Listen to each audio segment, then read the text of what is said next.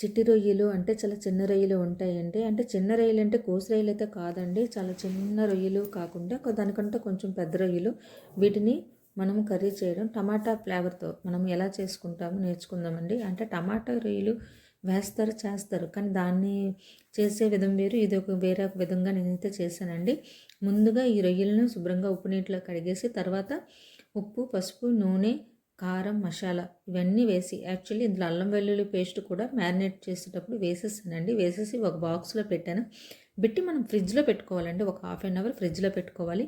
పెట్టుకున్న తర్వాత మనం బయటకు తీయాలండి. ఈ లోపల మనమైతే కనుక ఉల్లిపాయలు గుండగా కట్ చేసి పచ్చిమిర్చి వేసి, కొంచెం నేను ఆయిల్ వేసానండి. ఎక్కువ ఆయిల్ దేనికి నేను వాడనండి, కొంచెం ఆయిల్ వేస్తాను.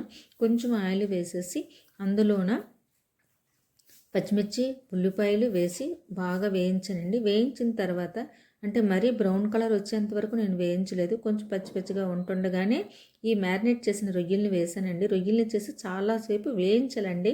ఆల్రెడీ ఉప్పు అన్నీ వేసాం కదా. మ్యారినేట్ చేసేటప్పుడు కొంచెం ఆయిల్ అన్నది బయటకు వచ్చేంత వరకు వేయించాలి.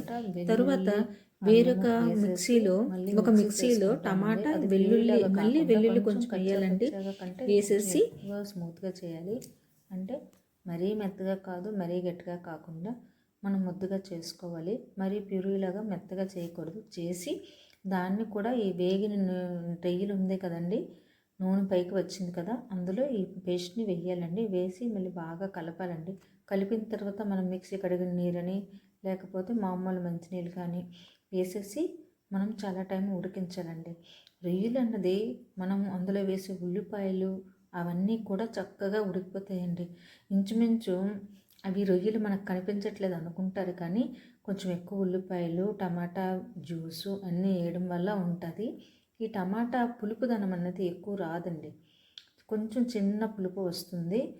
మనము న్యాచురల్ టమాటాలను వాడాము, కానీ ఎక్కువ పులుపు అయితే రాదు. ఎందుకంటే తక్కువ వేసాను, అల్లము వెల్లుల్లి మళ్ళీ వేసాము. ఆ ఫ్లేవర్ అన్నది మనకు తగులుతుంటుందండి. తర్వాత మనము ఉప్పు సరిపడిన ఉప్పు మళ్ళీ వేసుకోవాలండి. నేను టమాటా కోసం ఎప్పుడు కొంచెము మసాలా రెడీ చేసి ఉంచాను కదండి, అది వేస్తే మంచి కలర్ అయితే వస్తుందండి. వచ్చిన తర్వాత నేను గిన్నెలో వేసుకొని గార్నిష్ చేసుకోవడమే.